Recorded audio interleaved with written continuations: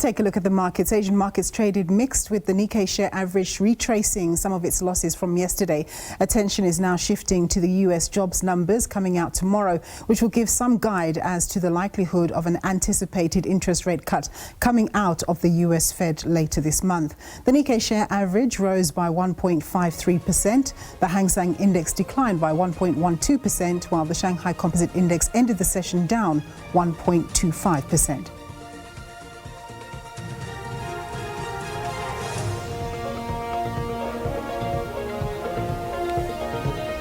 US stocks traded mixed yesterday, with continued concerns around fiscal sustainability in that country and recent data showing that the number of job openings had slowed, with market players awaiting the US non-farm payroll numbers coming out tomorrow. The Dow Jones Industrial Average closed down 0.05%.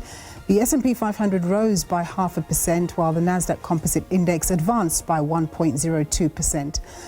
Looking at local indicators, okay, we don't have those at the moment, but let's get into it now with Mohammed Wagli. He's a portfolio manager at Aspen Wealth. Thanks very much, Mohammed, for joining us. So it seems that market players are keenly awaiting the US jobs numbers coming out tomorrow. And I see that there's a 97% bet that the US Fed will cut interest rates later this month. What's driven up that probability?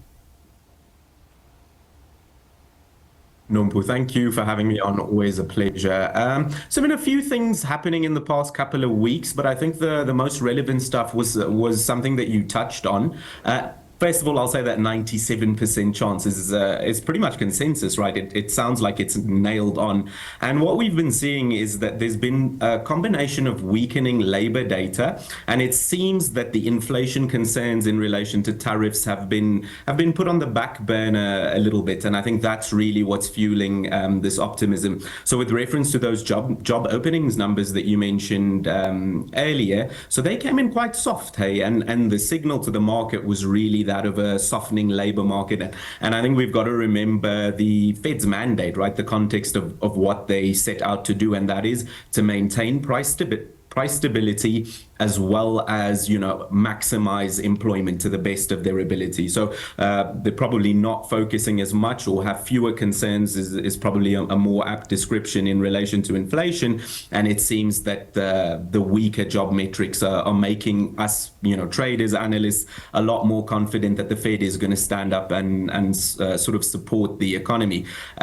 Just touching on the inflation, or with reference to the most recent CPI numbers and core inflation data, that's been a little bit weaker than expected, so that's further reinforcing this idea that we're going to see this rate cut, I think on the 17th of September. And then in addition to that, really to top it all off, is the rhetoric that we've been getting from Mr. Powell. He's been sort of dropping hints, that there are sort of emerging downside risks in the labor market. So we're seeing a bit more appetite from the Fed side. I think the markets, the US sort of administration over there, everybody's sort of been frothing for it, and it does look likely, that we're going to get it sometime soon, next couple of weeks.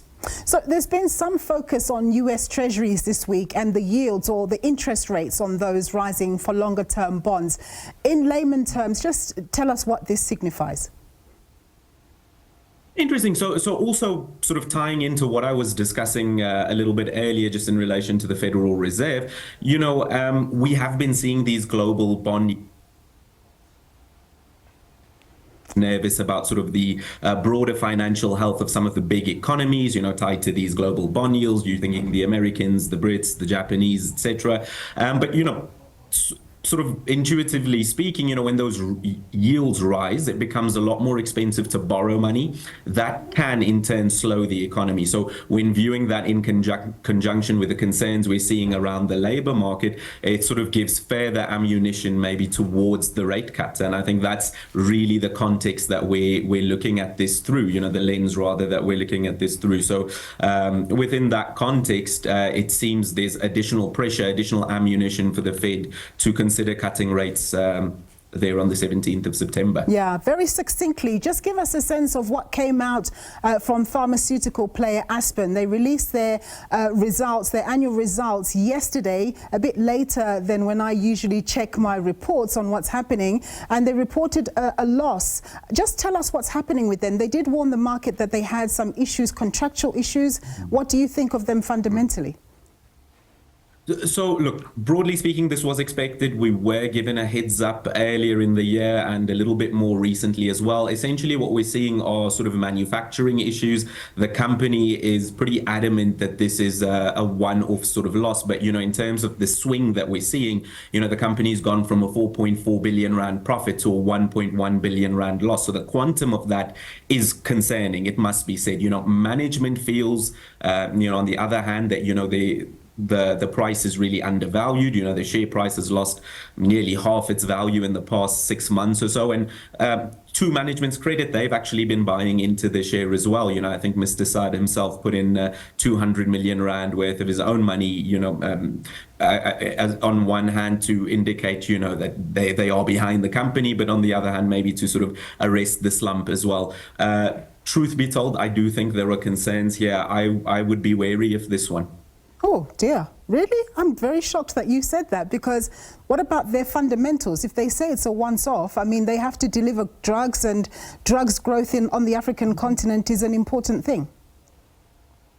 Well, I think that's fair enough. My concerns revolve around the quantum of this loss and the capacity for that loss to not just be a one-off thing measured sort of this year. If that sort of plays out a little bit longer, it's going to put significant pressure on the share. And it's not to sort of discount what you've just said in terms of sort of the growth story in terms of drugs around the continent. It's more so that this could be an overhang for longer than we expect. So I think that investment case that you mentioned is intact. It's just sort of case specific to the company and the issues that we're seeing on the manufacturing side. What you say makes sense. Mohammed, thank you so much for your time. As always, that was Mohammed Wagley. He's a portfolio manager at Aspen Wealth.